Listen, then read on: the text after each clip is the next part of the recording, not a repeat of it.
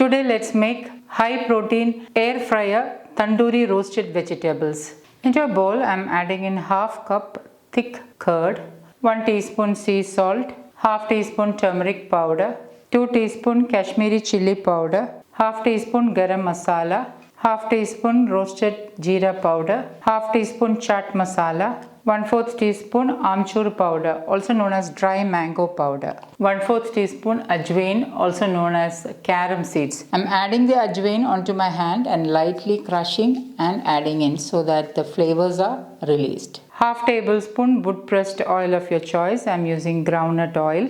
1 tablespoon kasuri methi, also known as dried fenugreek leaves. I'm lightly crushing the kasuri methi and adding in.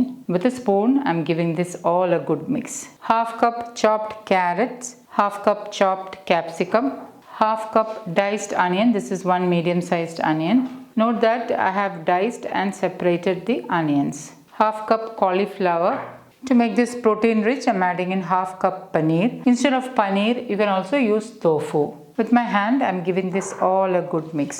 Make sure the vegetables are nicely coated with the tandoori masala mix. Allow it to marinate for at least 15 to 20 minutes. You can also keep this in the refrigerator and allow it to sit overnight. Grease the air fryer basket or spray with oil of your choice. Transfer the marinated vegetables onto the air fryer basket and air fry the vegetables until it is done.